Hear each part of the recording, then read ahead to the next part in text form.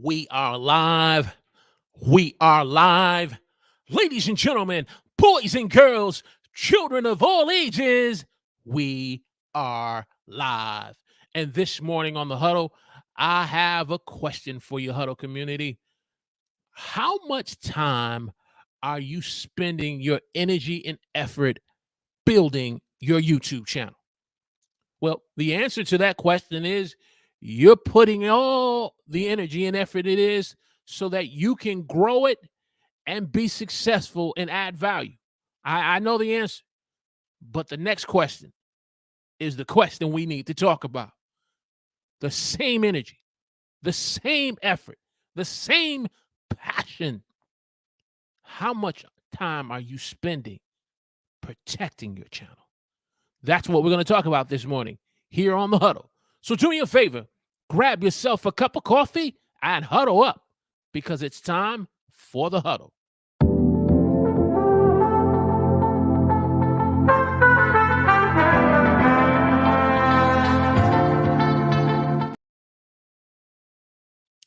Praise the Lord, everyone. Welcome to the Huddle. I'm your host, Walter Strong. If you're new here and you want to broaden your reach, your impact, and income through online video, we welcome you to the show. And as we said this morning, we're going to be talking about 5 important tips on how you can protect your YouTube channel. I know you're putting all the effort, all the energy, and the passion in to build your channel. But the question that I have this morning is how much time, energy, and passion are you putting in to protect your channel? So that's what we're going to talk about this morning. But before we get into this big important discussion, we want to see who's in the chat this morning to say good morning to some people who are a part of Team Live. So let me know where you're watching me from. Give me a hashtag Team Live in the chat. Already we see the man, the myth, the legend, all the way from London. Mr. Ash Bolin, creator astronauts, is in the house this morning. Good morning, sir. We want to say good morning to you. And if you're just joining the stream this morning, let me know where you're watching me from. And if you are part of the crew, the posse, the online squad, Team Replay, then we want to ask you to give us a hashtag Team Replay. And so here's how this is going to go. We're going to get into the content, and then we're going to open up the floor for the Huddle community takeover to come online. So if you look in the chat, the link is already there. So if you got a mic, you got a camera, and you got some good, decent background and audio, you're welcome to come on because we need to have a discussion on how to protect our YouTube channel. This is important. I'm going to make this statement, and I mean it with all my heart. This is probably the most important live stream I have done to date. This is probably the most important live stream that I've been given the opportunity to talk about to date, because this is something that if we are not careful of, all the effort, all the energy that we're putting into to build this YouTube channel, to reach those milestones of 1,000 subscribers and 4,000 hours of watch time, to be monetized and to get that silver play button. But if we're not spending that time and energy and effort to protect our channel, man, it can be devastating. And so we want to get into the discussion this morning. So let's get into tip number one. Tip number one, or the first way we can protect our channel, is to be aware of email scams. Be aware of email scams that we may get either by mobile on our phone or email scams that we get on our desktops.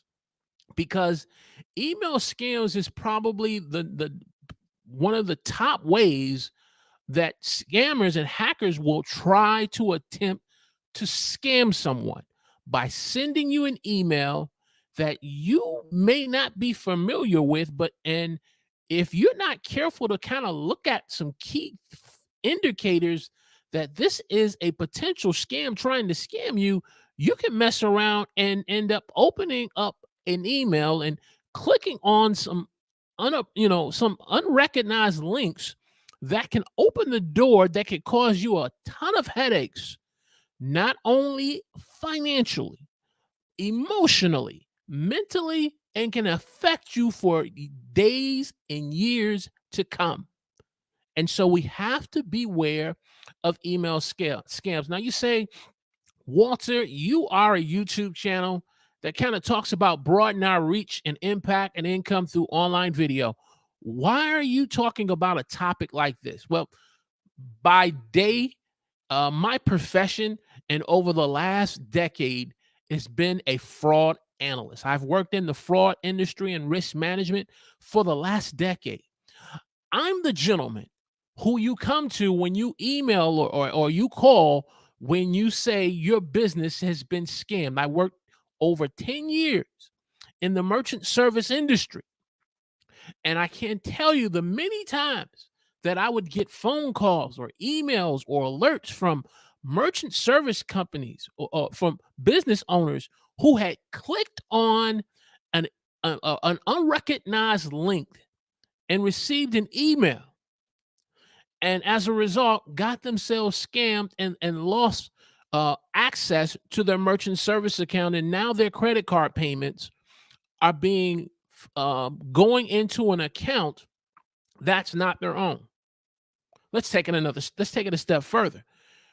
Sometimes an individual will get an email from a supposed customer that says they want to do business with them, and they end up giving them credit cards that don't even belong to them. And the merchant is just so excited about getting this sale that they don't do their due diligence. And as a result, they end up processing this credit card. And in the scam, they are convinced, because of the amount of money they're going to get from the prospective customer, they end up agreeing to end up forwarding anywhere between 60 to 80% of the credit card transaction through a third-party account, and they're told to keep the rest because that's their portion of the transaction that they're going to process, and only to find out days later they've processed a fraudulent credit card transaction through an email scam, and now they are now liable.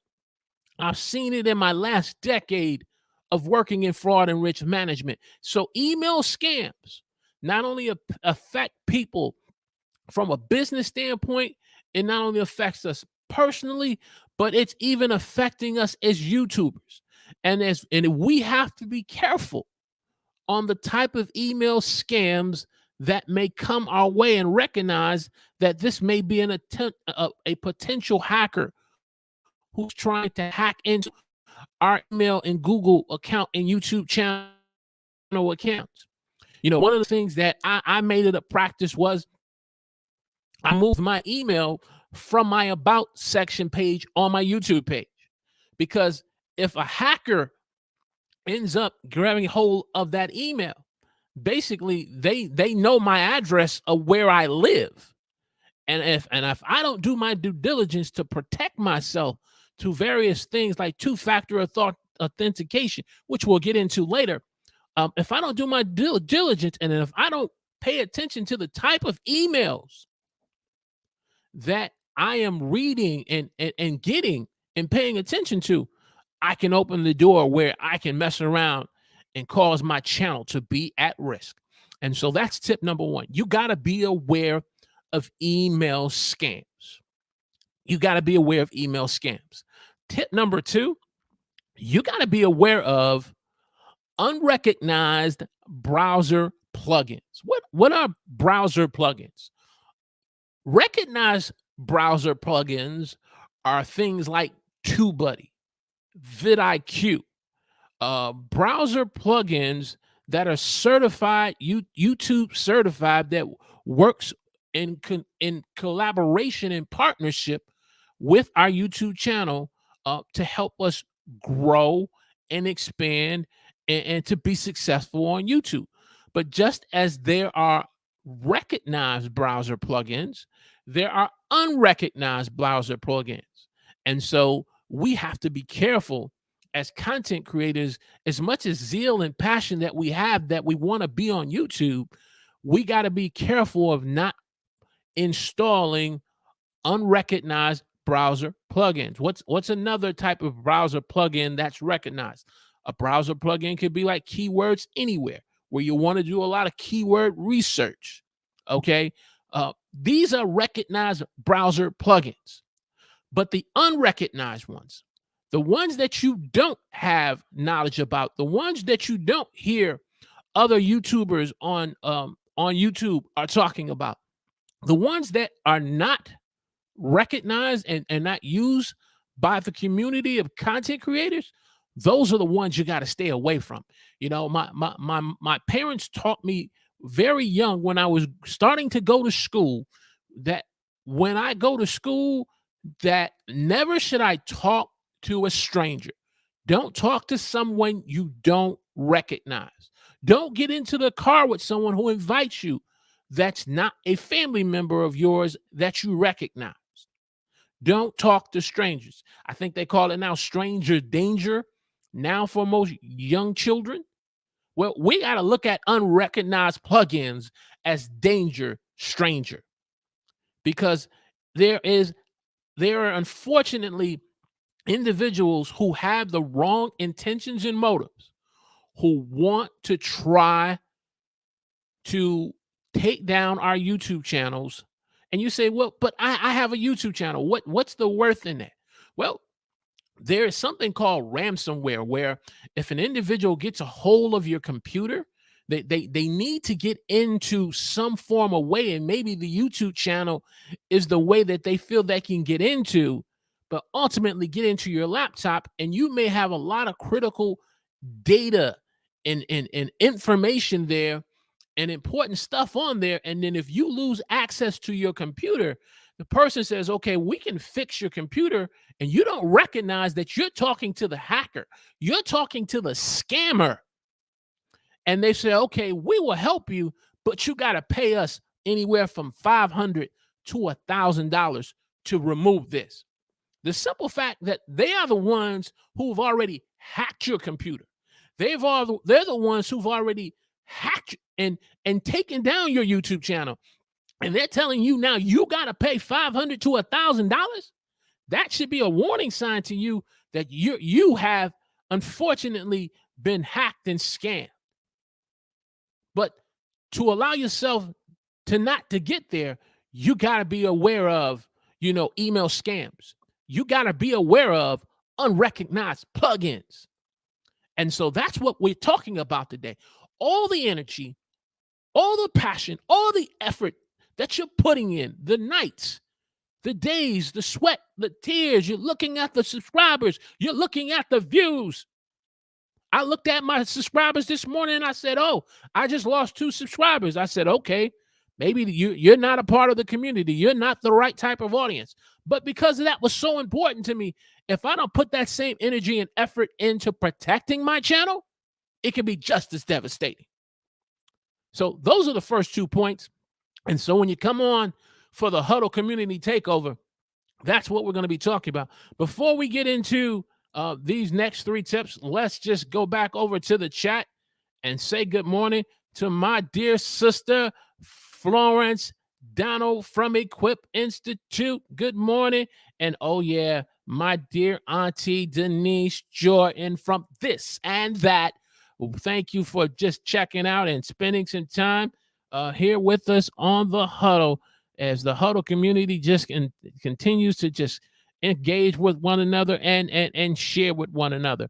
And so that we're going to be talking about during this Huddle community takeover during the second part of this live stream. So I need you to stay to the end. I need you to stay to the end.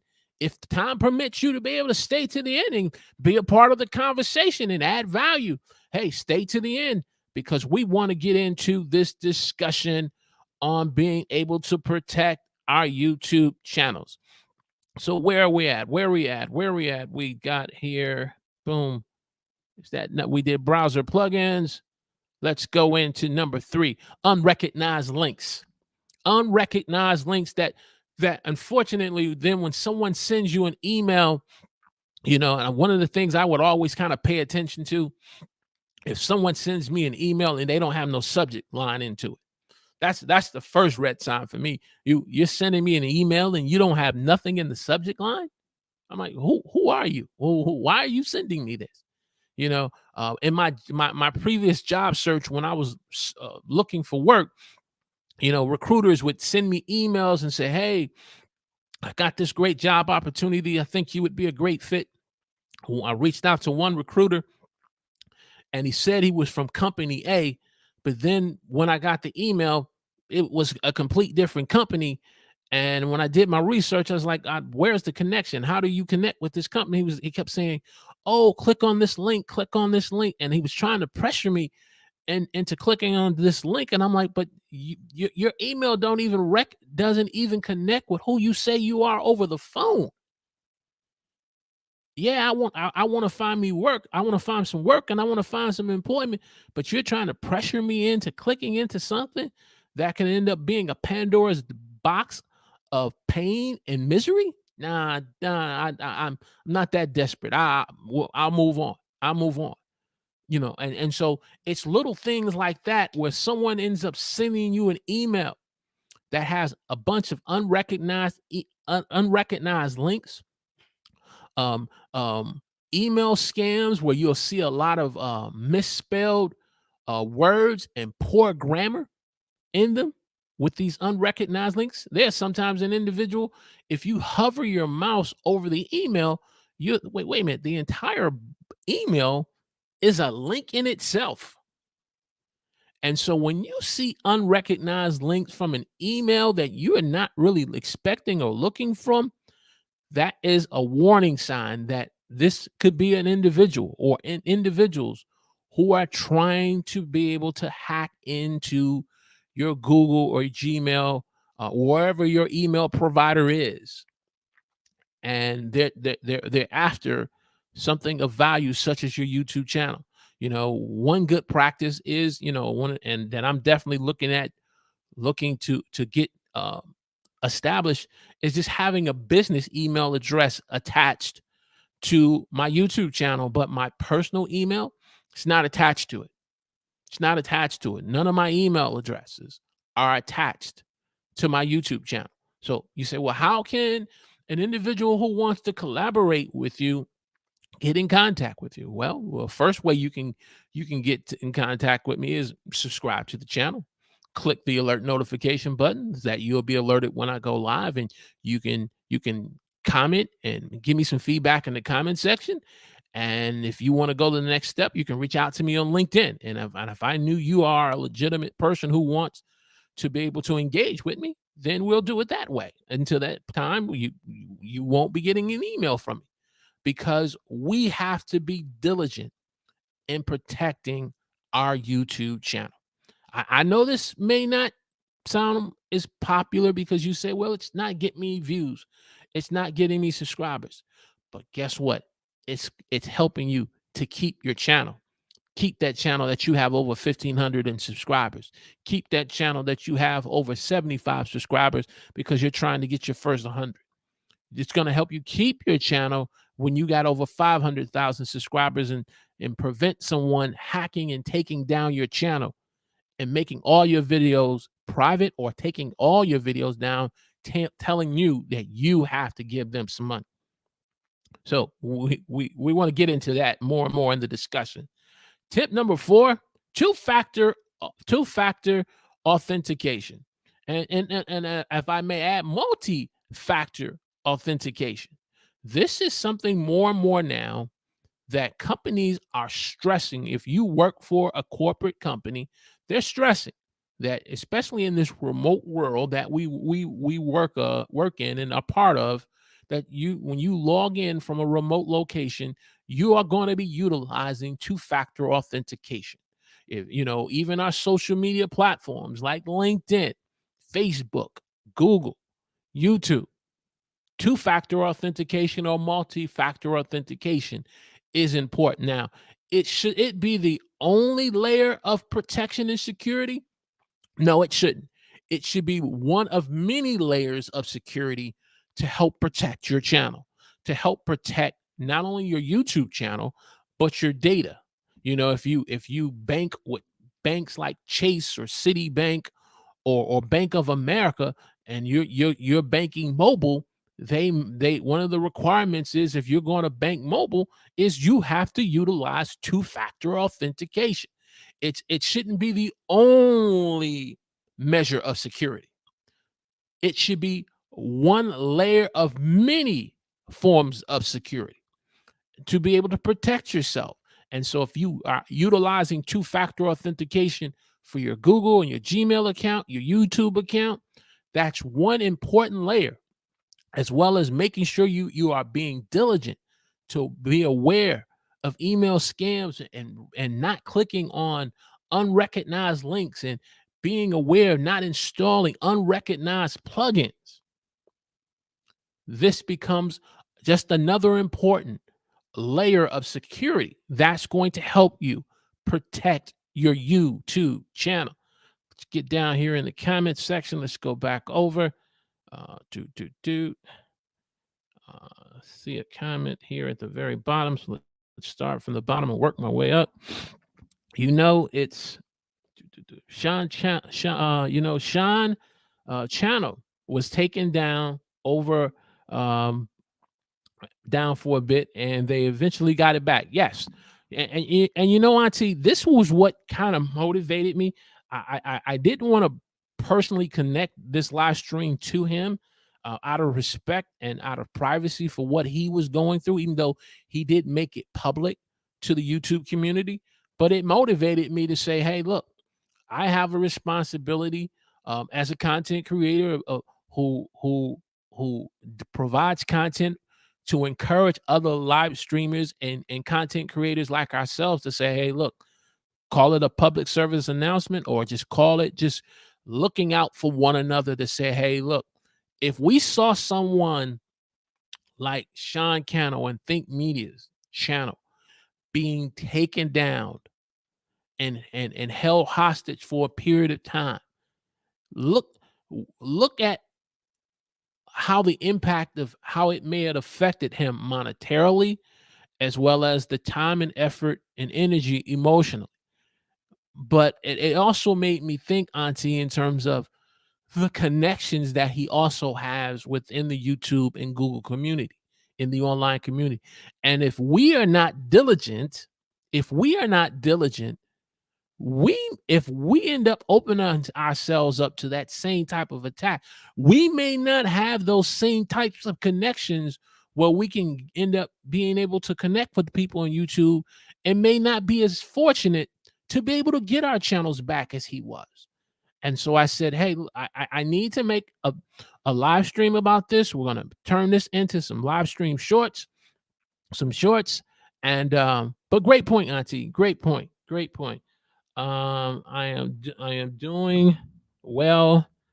Okay, doing well. There's nothing wrong with being able to communicate with one another. But going back to Denise's point, yeah, to see someone like Sean Cannell, who we all admire and who we've all learned from, and to see him go through that, I said, Lord, it helps me to understand that whether you can be big and successful on the top of the mountain, or just beginning, the scammers don't care.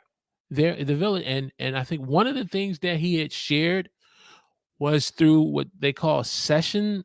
If you end up constantly opening up sessions and you're not closing out browsers, and again, and they're going to try to get you through an email scam or clicking on an unrecognized link, avoiding phishing scams. Once you kind of open the door to that, they then look for where you're constantly not closing out of sessions, which is one of the ways that Sean talked about, which he believed was instrumental in this happening.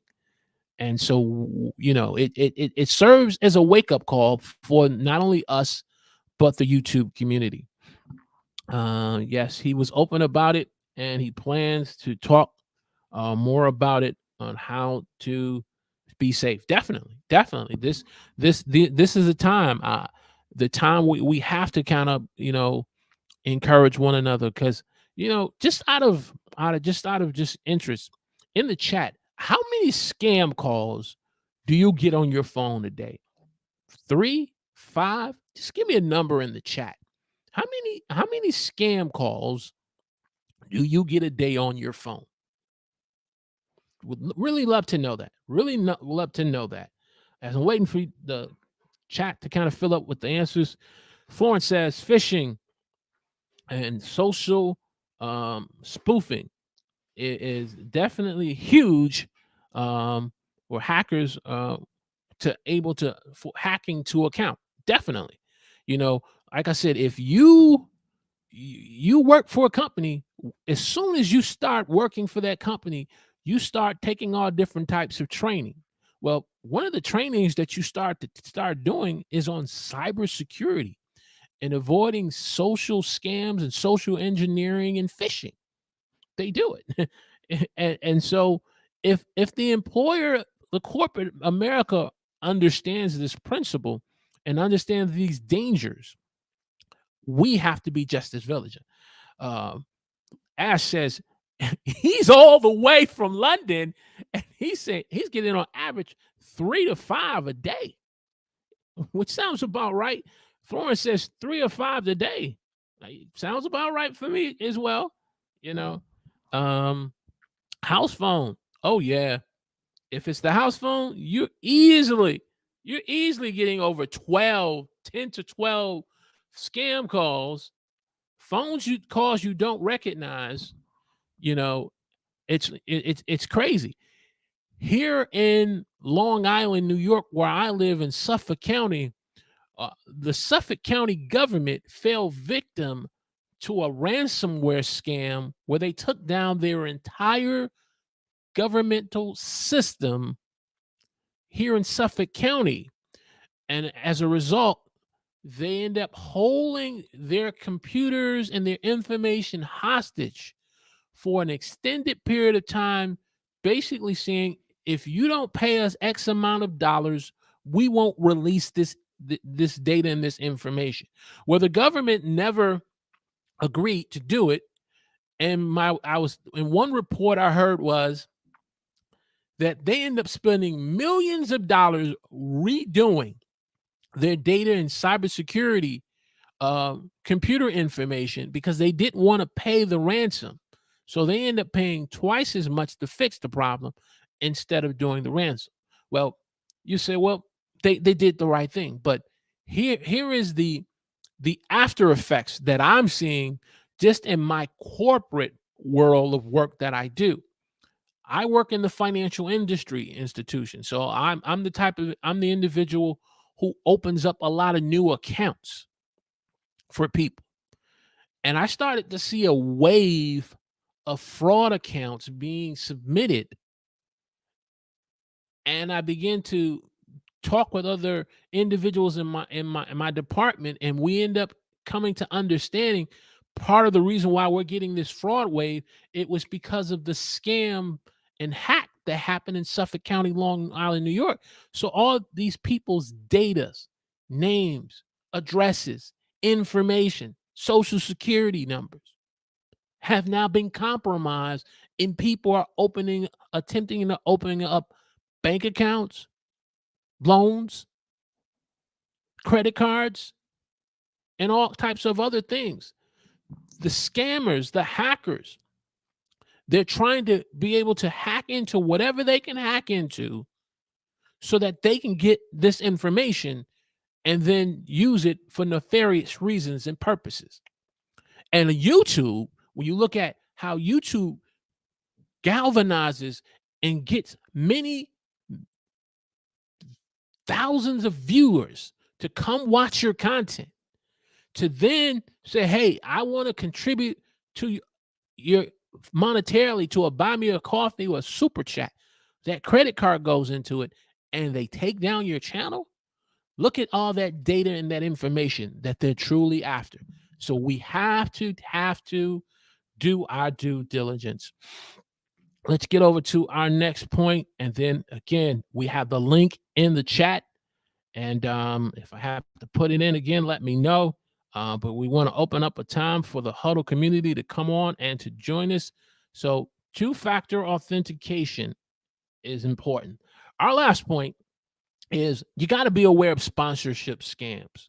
Sponsorship scams, especially for us who are growing and moving towards meeting certain YouTube requirements and growing our channel. Eventually the time is going to come to be able to be presented with potential sponsorships and brand deals.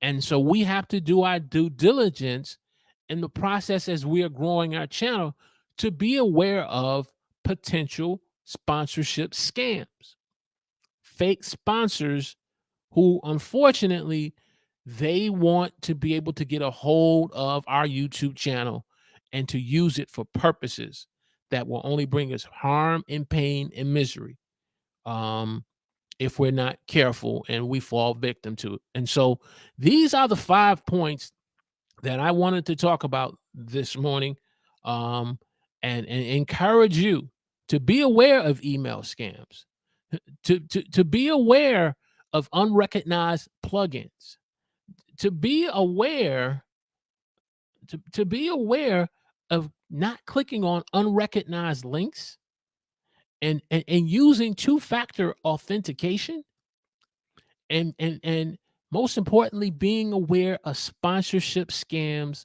and brand deals that are not legitimate. And if we do this, and if we are diligent, the same way we are taught in the corporate world to be diligent in using the corporate, computers that we use for our employers, we got to be just as diligent. We got to be just as diligent, especially in this day and age of our mobile phones, because our mobile phones are computers. They're not just a device that you can talk on, but they are literally small computers now. And it's interesting with all these calls we're constantly getting from scammers. Like you said, 3 to 5 on the mobile phones on average, but if it's the landline, you could be averaging anywhere from 10 to 12. And then emails, it's a real issue that we have to be aware of. So that's the content there. That's the content there. And now, if you have some time, hey, the link is in the chat. I would love to have you on and just get your feedback on this subject matter here on the Huddle.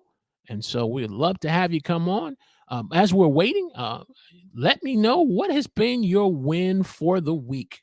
What has been your win for the week? I would love to get your win of the week in the chat.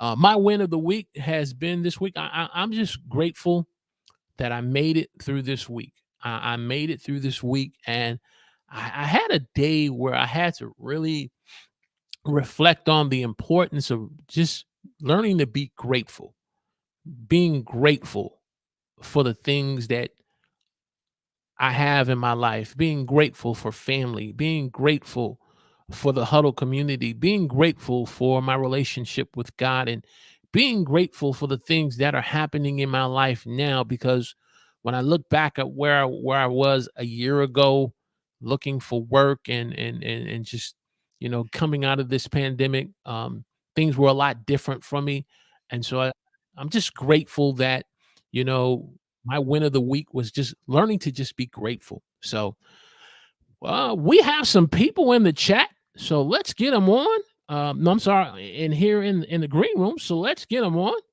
And we first have our good friend, who's no stranger to the Huddle, our dear sister Florence Donald from Equip Institute, and then the man, the myth, the legend, all the way from London, Mr. Ash Bolin. Good morning, ladies and gentlemen. Hello. Hello. Good morning. Good morning.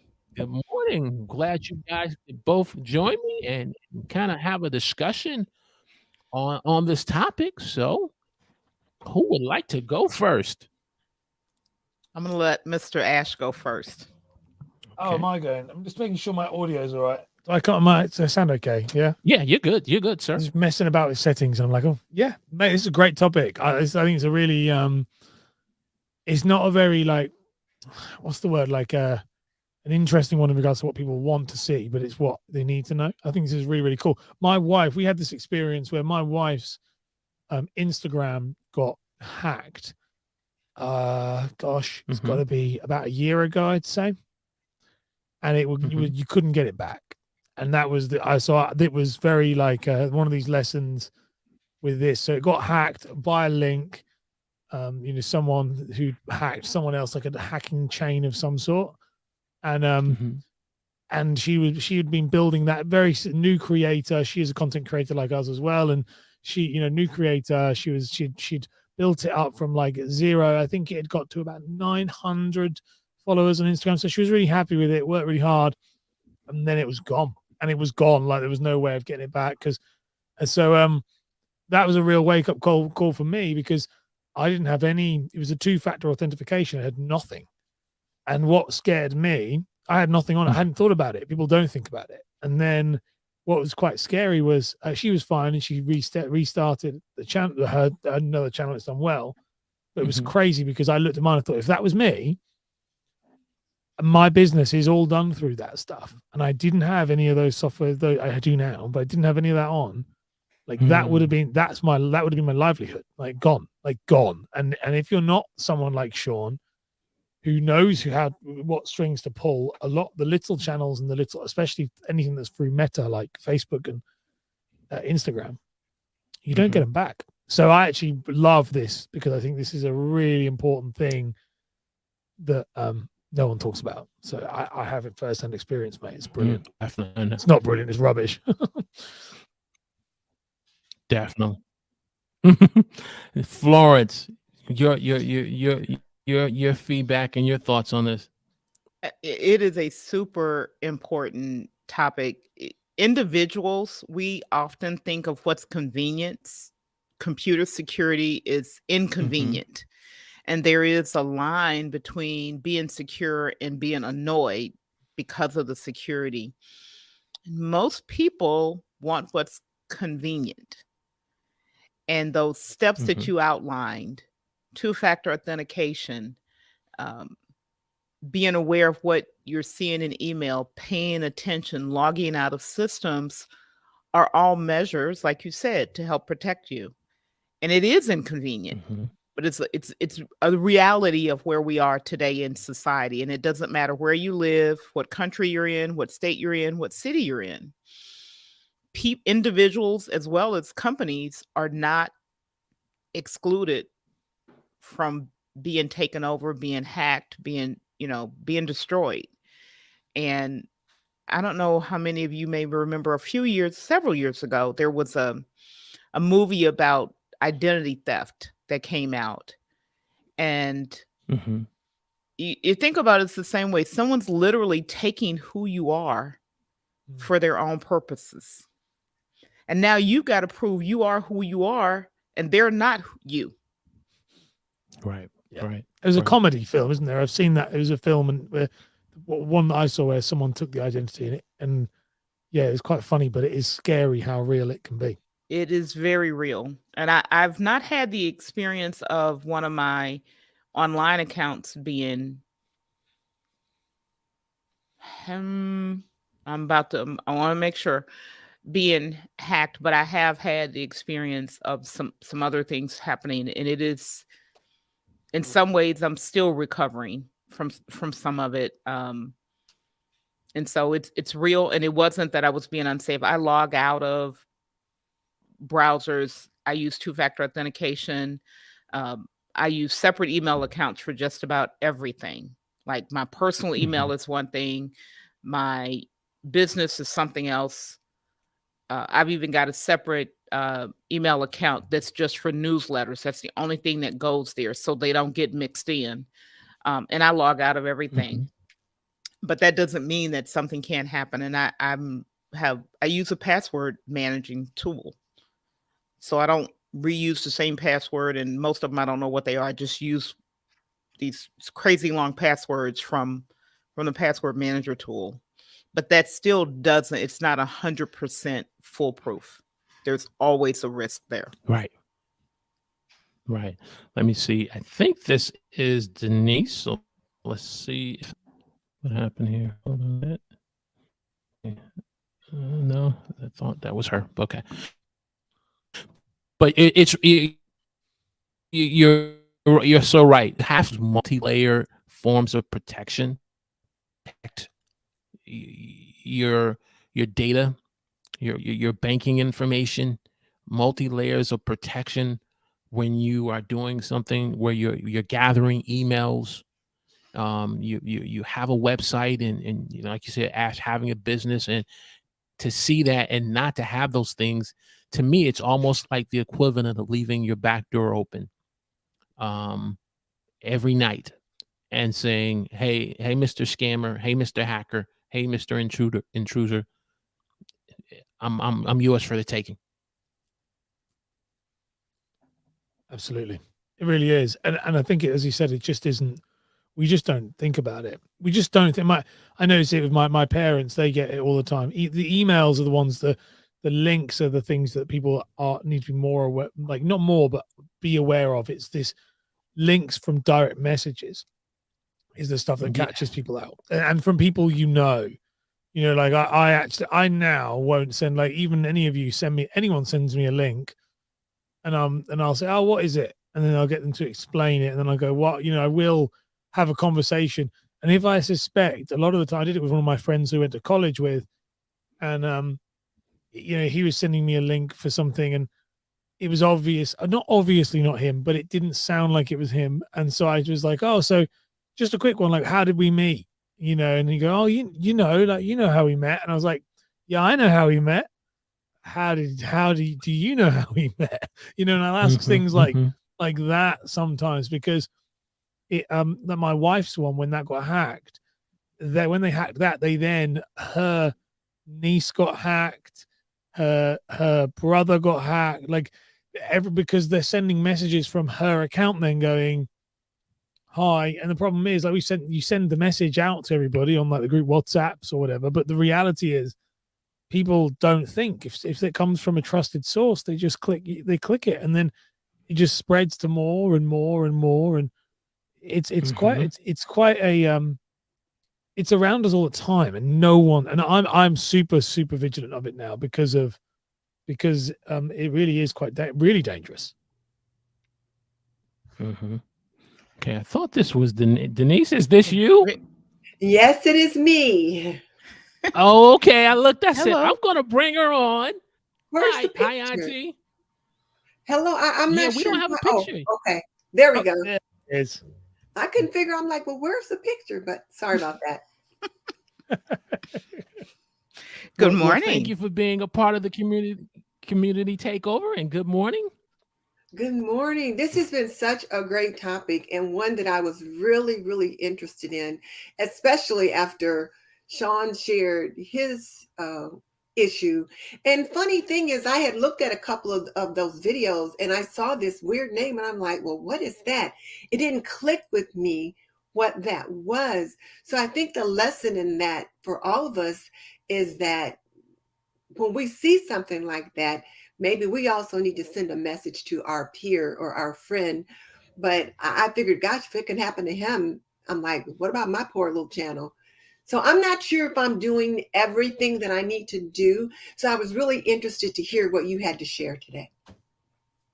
Well, I think it's the importance of, like you said, starting the conversation. You're seeing something like that happen to someone like Sean, but then it when I thought about it, like I said, out here in Long Island, New York, to have our local government getting taken down and they not having access to data and information upon weeks and months.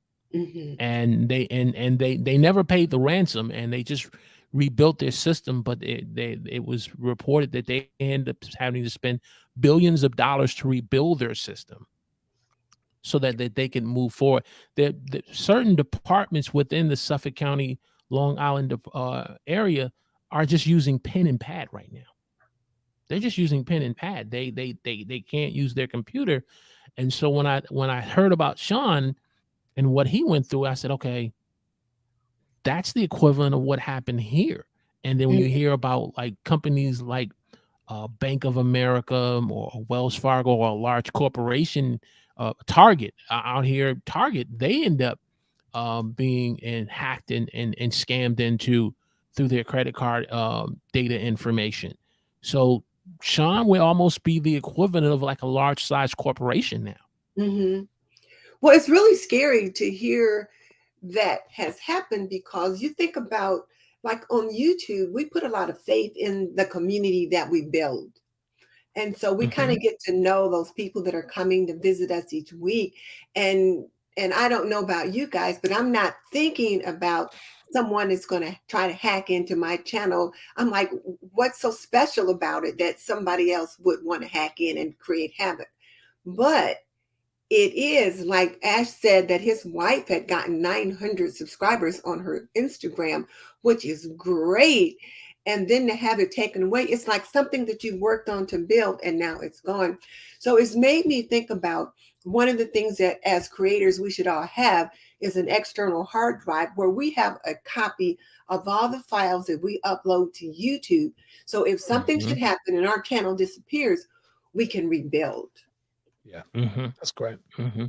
So the reason that, Denise, I would say the reason that even small channels like mine would be attractive is because the person then, exactly what Ash said, it's not just you, it's in your network, it's your email list that they want to go to. Those are other people that they can get to potentially through that portal that they've basically broken into. And so it's, the channel is one thing, but then they're have the opportunity to go elsewhere, right? To get to others, to get to the people that you know that you're connected with, to get to their systems, their channels, their accounts, their network. So the reach is very deep potentially for them. You know, I was just approached recently by one of my friends, and she said that she thinks my Facebook was hacked because she got another member request or friend request or something like that. And I'm like, no, I'm not sending any out. So someone was impersonating my Facebook persona. And I guess, like you said, you get on there and then somebody else accepts your friendship, and then now they're in their network, and it can go on and on and on. I was really curious though, Walter, can you talk more about the separate emails? Because I thought I want to make sure that I'm comfortable and prepared there about not having your YouTube email associated on your channel. Tell me about that. Sure. You know, when we first set up a Google account and Gmail account, it also gives us the ability now to have access to YouTube. So our personal email address is, in some cases, can be attached to our YouTube account. And within the About section, there's a way where it says if an individual wants to get in contact with us or learn more about who we are as a creator or about our content, in most cases, sometimes we end up putting that Gmail account there. If we don't have a business account, like I think Ash, yours info. Yeah, that's right. Yeah. Blah, blah, At blah. Ash Borland. Yeah. Okay. But if we don't have that and we're just using our regular Gmail account, well, now the hacker can go there and they can begin to now start their process in trying to breach to, it's basically they can start sending you unrecognized links and scam emails because they already have your email. And so it becomes a repetition of, hopefully they can get you to get your guard down, and you end up clicking on a link you don't recognize or clicking on an email that you don't recognize. And then once you fall prey to that, your email was the opening door. And so the lesson that I've learned is, though I don't have a business email address right now, I just removed it. If someone wants to legitimately get in contact with me, you have to follow these steps until I get a business email address in place. And then if you have a business email address in place, then they're not attached to your Google account. They're not attached to your Gmail and YouTube account. Does that make sense? I think so. So like Ash, for example, you have an info at, we'll say info at Ash. Yeah, it is info@ashbaldwin.com. That's mine. Yeah. Okay. So you have that as your business email. And so that email you put on your YouTube channel or and different things like that. Yeah. So that stops them from hacking into what? Stops them from hacking into so my Gmail, which is all of our Gmail accounts, is obviously the main account that pretty much everything is hosted off of, isn't it? Really, with Google. So it stops them from knowing what my Gmail account is. So my Gmail account and my business accounts are different. So that way, then they've got to get to my Gmail account, they've got to find out what that information is. So it's just one step removed from the hacking process, which for a lot of the time is one enough for them to move on to the next person who's left theirs open. Because the issue that happens once they're in, this happens to my dad. It happened to my dad. It took us ages to find out, was that he'd clicked on a link, couldn't remember when, but they'd got into the Gmail. And this is the other thing to check the on your Gmail account, check the backup email, because sometimes they add a backup email that's theirs. And that's what happened with my dad, was that he was like, I'm not hacked. And we were like, well, we keep getting emails from you. And then his eBay account was like going down, and everything was going down. And he was like, I don't understand. And then he'd set it back up, and it would go back down again. Or we do, they do things. And it was only when we looked, and it was a little bit like, like a tick on a dog, it was like underneath the Gmail account, the backup email. So whenever they were like two-part authentication, he was getting it because it was all coming to the email address, and they had access because their email was an official email for it. It was really, you have to remove it. And when we spoke about that to someone else, they were like, that's really common, and people don't. And because that way they can kind of hack you without you ever really knowing. So they keep it going for ages. And so they're a bit like what you were saying, Florence, is a lot of these larger channels are a bit dangerous and to take on, and larger things. But with someone like my dad, like retired, easy target, he's got enough money that if people were to take money, they probably wouldn't notice the same as like a young family would notice, like that's enough money for my bills.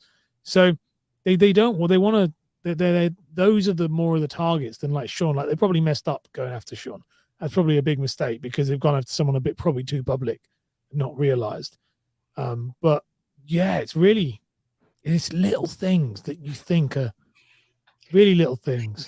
And I heard Walter talk about closing the browsers, and I thought how often I just exit out and go to the next place, and I don't always do that. Progress, so I'm going to have to go back, close all my browsers.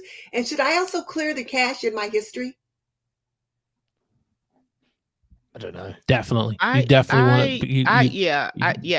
clear my cache at a minimum. It's a pain. Again, it's that inconvenience factor, right?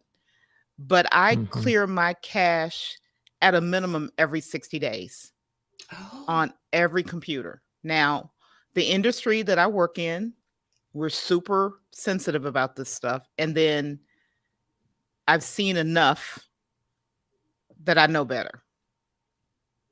I'll just leave it there. And so that's why I'm really diligent. The email account that is on my YouTube channel, if you go to the part where Walter was talking about, it's not attached to anything else. It's not my Gmail account. It's not even the email account that you all have for me. It's completely different.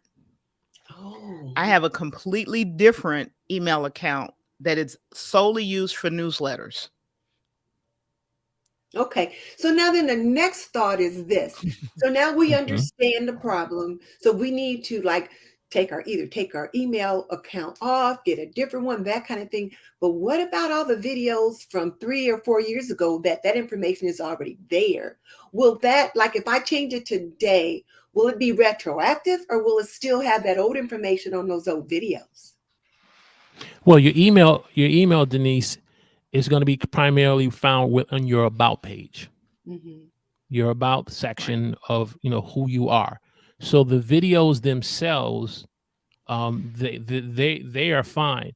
In the instance of regarding Sean, from what I understand is, and I don't know where the original data breach took place, but from my research on this topic and just in terms of the practice of avoiding clicking on unrecognized links, if someone has access to your email and they're able to breach that email, then the next step is for them to go into your contact section of your Google and then go after that information. So in the case of Sean, from what I gathered was they were literally trying to hold his channel hostage. So they were not just going for the contacts of any emails that he may have had attached to the channel. What was the leveraging point for them was to hold the entire channel hostage for some form of monetary gain, almost like a ransomware. But if your email is visibly there and it's not a third-party email that directs them somewhere else, you're literally saying, this is my address of where I live virtually in cyberspace. This is where I live. This is my residence. And boom, the hacker is going to say, oh, I don't see two-factor authentication. Okay. Oh no. Yeah, I'm like, you mentioned something that I was thinking about. A lot of these social platforms, when you sign up, they say, oh, can we have access to your contacts? 100% of the time I say, absolutely not. No, no. Right. I do not load my contacts into these social media accounts.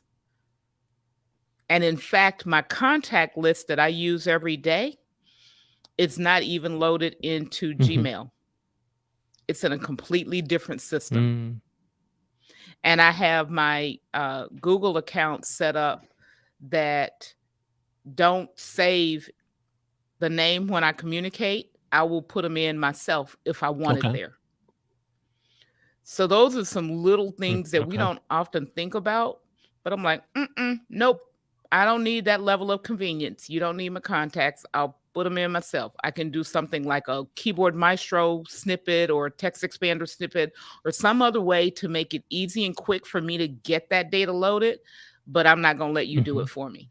There's another one with that is like, and I'm a big, with what I do with the financial services with my clients, I don't like, and I get told off for this, but I can imagine, Florence, you're the same. So I don't link anything to like any creative software that publish for me. Like I never do that.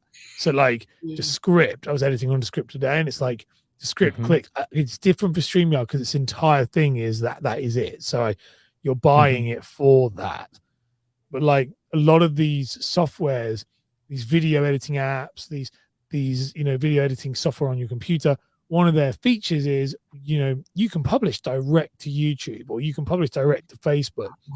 And I just have never liked that. Like, I think it's a really untrusting, I just don't like it. And so that's one of the things I would say is that it is a little bit like reducing. I've just done a video this morning that's going out in a couple of weeks called like reducing friction. It was this idea of to be successful or to get from A to B in as little as, as little problems as possible. Really, it just comes down to trying to reduce how many times it goes through something. And so like for me, it's like I'll use the script and then I'll download it and upload it because I know that there's the more things on, it's like a car, the more things that you include, sure, it might be convenient until it goes wrong. And when it goes wrong, and I find the problem I find with those type of with those companies is when the script doesn't know my logins to my YouTube channel, doesn't have a clue. But what if they get breached? If they get breached, if I know they know my connections and they get breached, then we're in trouble. How many people give up, do this and it's so crazy. You log into an app and it's like, would you like to sign up? Or would you like to press this button and sign up through Facebook? And you press that button. And I do it all the time. Everyone does it all the time. And you're like, all the time. And you're like, because you're effectively weakening that connection, because now a third party has to have that information, and yeah, it won't go anywhere because they're bound legally for that. But what if they get hacked? And once they're hacked, then you're exposed. It's quite crazy. Yeah, it's sign up to this account with sorry. Google. Sign up for this account with Google. No, I'll create my own account. Yeah. Thank you very much. I will create my own account. I will put in my own login information. I'm not signing up with Google. It's interesting. Many of us sign in with Google. So many of us. I know I'm. So many of us. So many people do. I do that all the time, and I'm in that category, and sometimes that age group that, you know what, I need convenience. I don't always remember those passwords, and I'm looking like, what is it? And it's easy to just. So. Okay. It's interesting. This week I was going on Fiverr. And I'm like, I don't have a Fiverr password. So it says, oh, like you said, you can access Fiverr through your Google account. You can access Printful through your Google account. You can access Squarespace through your Google. And I'm like, so that's 3 different companies that all want me to go through Google. Okay, fine, I'll do it. It's convenience. Not realizing, like you said, now you've kind of like weakened yourself, that layer of security has been removed because you're constantly going through this one platform. And yes, Google is the #1 search engine, but then what happens if we end up hearing a news report? Google had an attempted hack. Now that's the other thing. There are the hacks that we hear on the news, but then there are the attempts that we never hear about. And if Google just so happens to be one of the individuals where the attempt hacked, and you just went through 3 different companies that said, oh, you can log in with your Facebook account. You can log in with your Facebook account. And you did it 3 times. I can't even log into my Facebook account because I don't use it. It's like I got to go on a treasure hunt to get into Facebook. Well, that just shows you, I'm really funny that, because this morning, this shows you the level of how convenience causes a problem.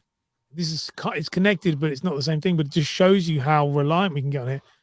I have had to move, so I've got you guys call it an LLC, I think it is over in the years. So my business. So I've got, and we can do a thing called a director's loan, which in other words means you can take money out of the business, loan it from yourself, but you've got to put it back in, and it's due at the end of the year, so I've got to put it back at the end of April, to put it back in. So it's like 60,000. It's a lot of money, and I've got to move this money back. And I don't know my logins because I'm so determined. Like my business to my personal account, I don't know the log. I've got to call the account now. They're and I'm going to have to call them because I rely on face recognition software, and it asked me, because it's a large sum of money, that I need my codes, and that just shows you. And I was like, oh no, I don't know. And then I tried to put them in. I didn't know them. And it locked me out, which is good. But it just shows you how convenience is really convenient till it's not convenient. And that never would have happened to me 2, 3, 4 years ago. But because I would have had to remember it every time I logged in. I would have had to do so all of a sudden.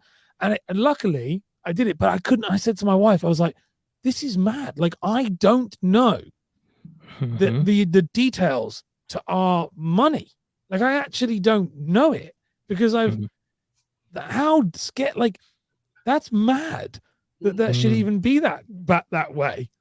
But I'm not alone. I 100% know there are so many people out there that rely on this thing. And it was just, and it was because we're normally doing small transactions, but it's anything over, I think, about £1,000. It's like, no, and you have to move it in 10,000 chunks. And I was like, oh, okay.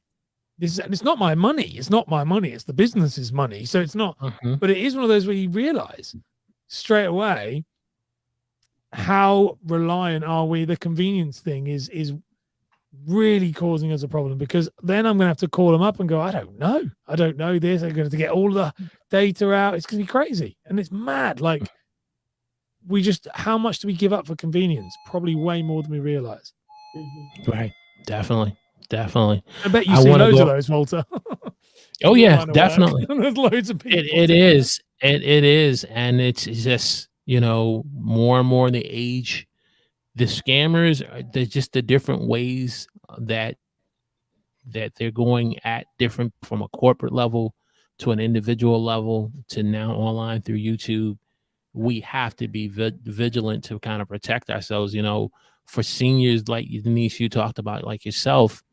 I mean, I'm constantly always hearing news reports where someone says, "Hey, your relative is in trouble, and they need money for $5,000 to $10,000 to be bailed out." And I'm like, when you first hear that, there's no way in the world that you would think a person would fall victim to that. But they do it in such a way of pressure, fear, intimidation, and tactic. It moves the person from thinking logically to immediately that they end up doing it. And it's that same tactic and approach from a YouTube standpoint, that if we don't be aware of email scams, if we're not being mindful of unrecognized browsers and unrecognized links and using two-factor authentication, it's the same type of tactic they will come at us with our YouTube channel. And it's the data they want. It's either the data or the size of the channel that they want to hold ransom to say, oh, you have over 50,000 subscribers. You have super chat. You have credit card information going through.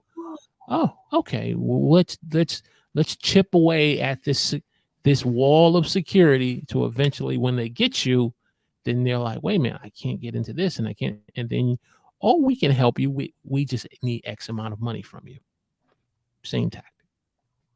And so I want to thank you all for coming on, a part of the Huddle community, and having this discussion as creators, and just each giving me your feedback. I think definitely this is one of those videos that 3 months, 6 months down the road, an individual is going to be looking and say, I need to watch this. I need to watch this because there's a person named Denise that has a unique story. There's a person, Ash and Youthfluence, that has a unique story along with myself that they can learn from. So I want to thank you all. I want to just go around the horn, get your final thoughts on this, and then put you guys in the green room, and then we'll close out the show, and I'll bring you back on. So, Auntie, I'll let you go first. Well, my first thought as we close out was talking about sponsorships, fake sponsorships.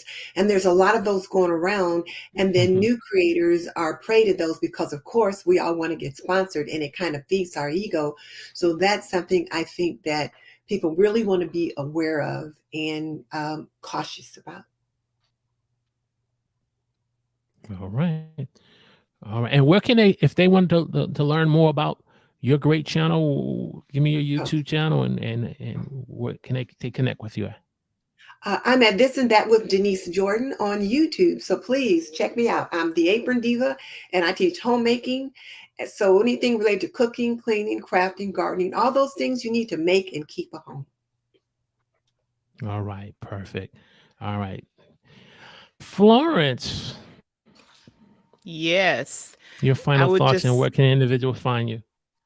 My final thoughts are really take seriously, don't become paranoid, but put in place a few simple precautions and set up your system, your workflow, so that on some recurring basis, whether it's 30 days, 60 days, or 90 days, that you're refreshing, you're cleaning your cache, you're changing passwords, you're double checking your back end pieces, like you were saying, to try to protect yourself from all of this crazy that's going on.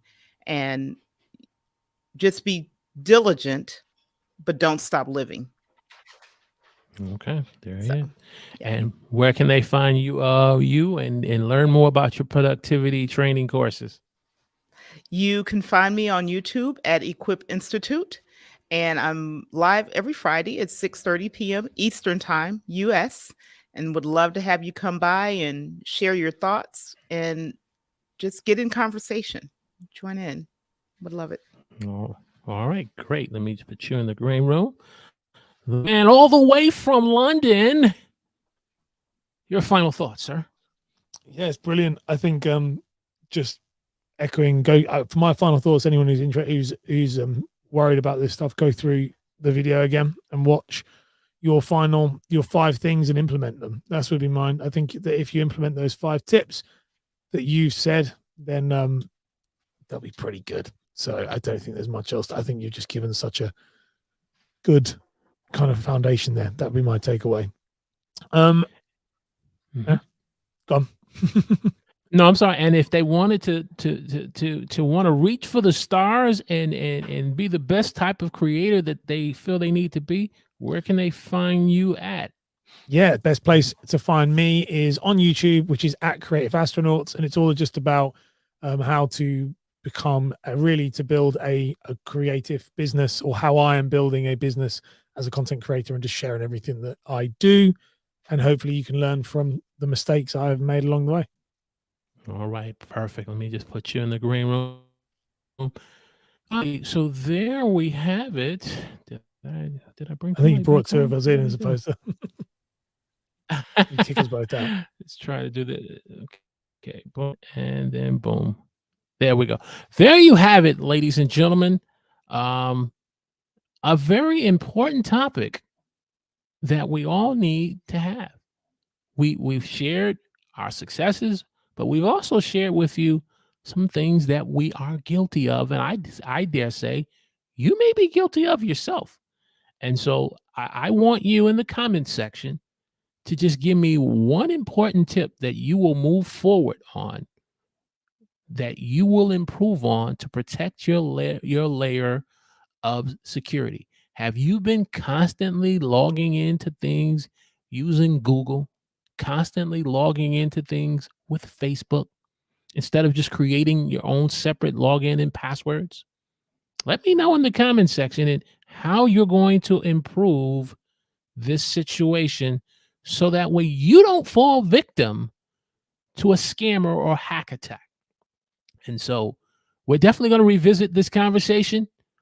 This is not a one-time conversation. We're going to revisit. So as we close out always saying, many are the plans in a person's heart, but it is the Lord's purpose that will prevail in your life. Make a quality decision today and let God's purpose prevail in your life. Check out the video that's going to come up that YouTube is going to recommend, and we'll see you next Saturday at 11 a.m. God bless.